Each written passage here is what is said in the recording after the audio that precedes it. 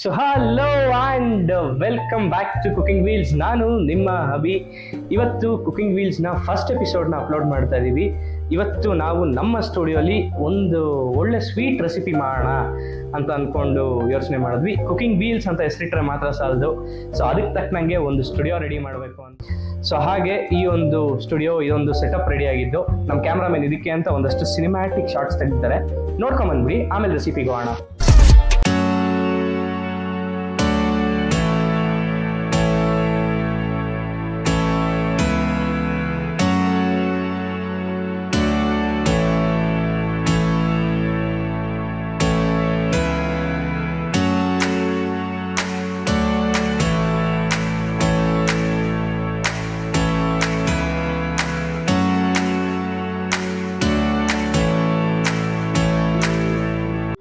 So ನೋಡಿದ್ರಲ್ಲ, ಹುಡುಗರಿಗೆ bike ಅಂದ್ರೆ ಕ್ರೇಜಿ ರೀ.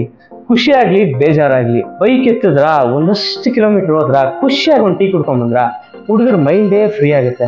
ಸೊ ಆ ಒಂದು ಟೀಮಲ್ಲೇ ನಾವು ಈ ಒಂದು ಸೆಟಪ್ನ ಸ್ಟಾರ್ಟ್ ಮಾಡಬೇಕು, ಈ ಥರದೊಂದು ಚಾನಲ್ನ ಮಾಡಬೇಕು ಅಂತ ಯೋಚನೆ ಮಾಡಿದ್ವಿ. ಇನ್ನೊಂದಷ್ಟು ಇಂಟ್ರೆಸ್ಟಿಂಗ್ ಕಂಟೆಂಟ್ಗಳು ಬರ್ತಾ ಇರುತ್ತೆ. ಸೊ ಇವತ್ತಿನ ವಿಡಿಯೋ ಒಳಗಡೆ ಹೋಗ್ಬೋಣ. ನಮ್ಮ ದೊಡ್ಡವ್ರು ಯಾವಾಗಲೂ ಹೇಳ್ಕೊಟ್ರು ಅದೊಂದೇ, ಯಾವುದೋ ಒಂದು ಕೆಲಸ ಶುರು ಮಾಡೋದಕ್ಕೆ ಮುಂಚೆನೂ ಸಿಹಿ ಕೊಟ್ಟು ಸ್ಟಾರ್ಟ್ ಮಾಡಿ ಅಂತ. ಇವತ್ತು ಅದೇ ಥರ ಒಂದು ಸ್ವೀಟ್ ರೆಸಿಪಿ ಮಾಡೋಣ ಅಂತ ಯೋಚನೆ ಮಾಡಿದ್ವಿ. ಇಫ್ತಾರ್ ಸೀಸನ್ ನಡೀತಿತ್ತಲ್ಲ, ನಾವು ಹಿಂಗೆ ಫ್ರೇಸರ್ ಟೌನ್ಗೆ ಹೋದ್ವಿ. ಫ್ರೇಸರ್ ಟೌನ್ ರೌಂಡ್ ಹೊಡಿತಾ ಅಲ್ಲಿ ಒಂದು ಅಂಗಡಿಲಿ ಜಾಮೂನ್ ನೋಡಿದ್ವಿ. ಜಾಮೂನ್ ನಾವು ಯೂಶಲಾಗಿ ಹೆಂಗೆ ನೋಡಿರ್ತೀವಿ, ಗುಂಡಿಗಿರುತ್ತೆ, ಅದನ್ನ ಶುಗರ್ ಸಿರಪಲ್ಲಿ ಹಾಕ್ಕೊಟ್ಟಿರ್ತಾರೆ. ಆದರೆ ಅಲ್ಲಿ ಜಾಮೂನ್ ಒಳಗಡೆ ಏನೋ ಸ್ಟಫಿಂಗ್ ಇಟ್ಕೊಟ್ಟಿದ್ರು. ಅದನ್ನ ತಿಂದ ಮೇಲೆ ಈ ರೆಸಿಪಿ ನಿಮಗೆಲ್ಲ ಕೊಡಬೇಕು ಅಂತ ಅನಿಸಿ ಆ ರೆಸಿಪಿನ ಕಲ್ತ್ಕೊಂಡು ಬಂದಿದ್ವಿ. ಸೊ ಇವತ್ತು ನಾವು ಅದೇ ಜಾಮೂನ್ ರೆಸಿಪಿ ನೋಡೋಣ. ವಿಡಿಯೋ ಹೋಗೋಣ.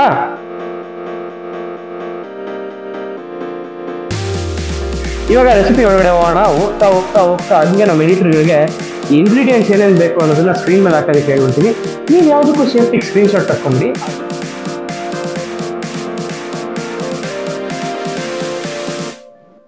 ಜಾಮೂನ್ ಹೇಗೆ ಮಾಡ್ತೀರೋ ಅದೇ ಥರನೇ. ಸೊ ರೆಡಿ ಮಿಕ್ಸ್ ಜಾಮೂನ್ ತಗೊಳ್ಳಿ, ಅದಕ್ಕೆ ನೀರು ಹಾಕಿ ಫಸ್ಟು ಜಾಮೂನ್ ಡೋ ರೆಡಿ ಮಾಡ್ಕೊಂಬೋಣ ಬನ್ನಿ.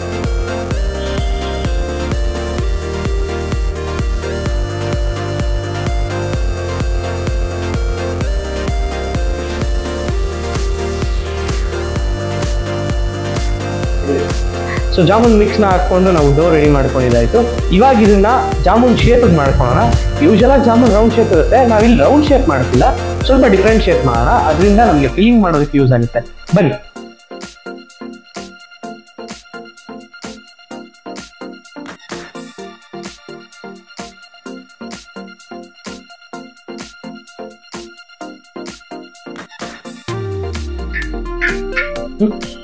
ಸೊ ಶುಗರ್ ಸಿರಪ್ಗೆ ಸಕ್ಕರೆ, ನೀರು, ಜೊತೆಗೆ ಸ್ವಲ್ಪ ಏಲಕ್ಕಿ ಪುಡಿ, ಆಮೇಲೆ ಒಂದು 2 ರಿಂದ 3 ಡ್ರಾಪ್ ಅಷ್ಟು ನಿಂಬೆ ರಸ ಹಾಕೋಣ.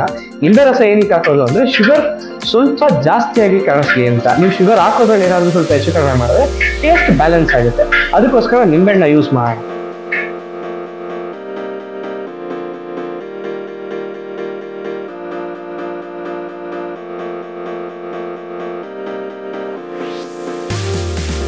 ಸೊ ಈಗ ಎಣ್ಣೆ ಚೆನ್ನಾಗಿ ಕಾದಿದೆ. ಈಗ ನಾವೇನು ಡೋ ರೆಡಿ ಮಾಡಿ ಇಟ್ಕೊಂಡಿದ್ವಲ್ಲ ಶೇಪಲ್ಲಿ, ಅದನ್ನ ಡೀಪ್ ಫ್ರೈ ಮಾಡ್ಕೊಂಬೋಣ.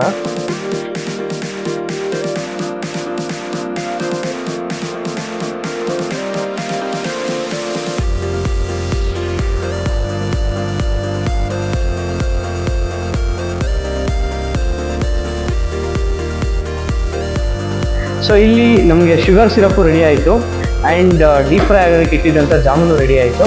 ಇವಾಗ ನಾವು ಏನು ಮಾಡಬೇಕು ಅಂದರೆ, ಈ ಥರ ಡೀಪ್ ಫ್ರೈ ಆಗಿರುವಂಥ ಜಾಮೂನ್ನ ಬಿಸಿ ಇರೋವಂಥ ಶುಗರ್ ಸಿರಪ್ ಒಳಗಡೆ ಹಾಕೋಣ.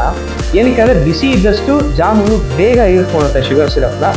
ಸೊ ಹಂಗೆ ಹಾಕ್ಬಿಟ್ಟು ಬಿಟ್ಬಿಡೋಣ. ಡೀಪ್ ಫ್ರೈ ಮಾಡಿರುವಂಥ ಗುಲಾಬ್ ಜಾಮೂನ್ನ ಶುಗರ್ ಸಿರಪ್ಪಲ್ಲಿ ನೆನೆಯಕ್ಕೆ ಇಟ್ಟಿದ್ದೀವಿ. ಅದು ಒಂದು ಸ್ವಲ್ಪ ನೆನೆಯಲಿ. ಅಷ್ಟರಲ್ಲಿ ನಾವು ನಮ್ಮ ನೆಕ್ಸ್ಟ್ ಸೆಗ್ಮೆಂಟಿಗೆ ಹೋಗೋಣ. ನೆಕ್ಸ್ಟ್ ಸೆಗ್ಮೆಂಟಿಗೆ ಹೋಗ್ತಾ ಅದಕ್ಕೆ ಸ್ಟಾರ್ಟ್ ಮಾಡೋವಂಥ ಮಲಾಯಿ ರೆಡಿ ಮಾಡ್ಕೊಳ್ಳೋಣ.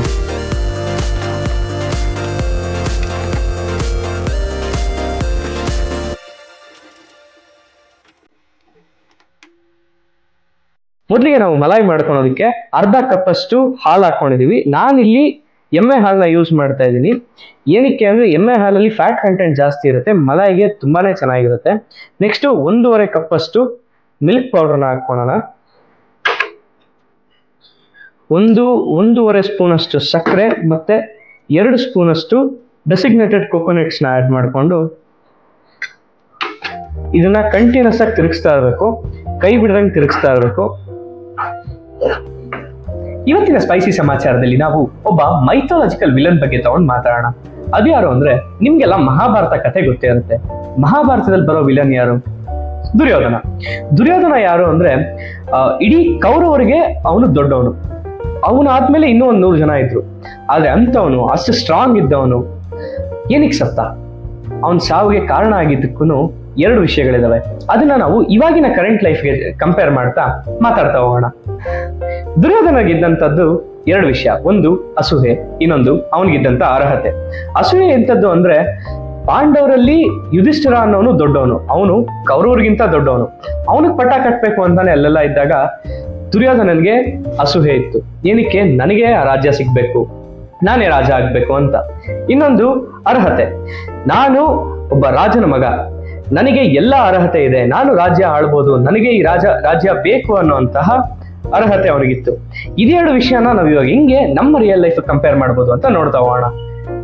ಇವಾಗ ಒಂದು ಎಕ್ಸಾಂಪಲ್, ಇವಾಗ ಒಂದು ಆಫೀಸ್ ನಲ್ಲಿ ತುಂಬಾ ವರ್ಷದಿಂದ ಒಬ್ಬ ವ್ಯಕ್ತಿ ಕೆಲಸ ಮಾಡ್ತಿದ್ದಾನೆ ಅಂತ ತಗೋಣ. ಸಡನ್ ಆಗಿ ಹೊಸದಾಗಿ ಎಂಟರ್ ಆಗಿರೋನ್ಗೆ ಆ ಆಫೀಸ್ ಕೆಲಸದಲ್ಲಿ ಪ್ರಮೋಷನ್ ಸಿಕ್ಬಿಡುತ್ತೆ. ಅವಾಗ ಅವನನ್ನ ನೋಡಿ, ಏನಪ್ಪಾ ಇದು, ನಾನು ತುಂಬಾ ವರ್ಷದಿಂದ ಕೆಲಸ ಮಾಡ್ತಾ ಇದ್ದೀನಿ, ನನಗ್ ಪ್ರಮೋಷನ್ ಕೊಡ್ಬೇಕಲ್ಲ, ಅವ್ನಿಗೆ ಹೆಂಗ್ ಪ್ರಮೋಷನ್ ಕೊಟ್ರು, ಹಂಗ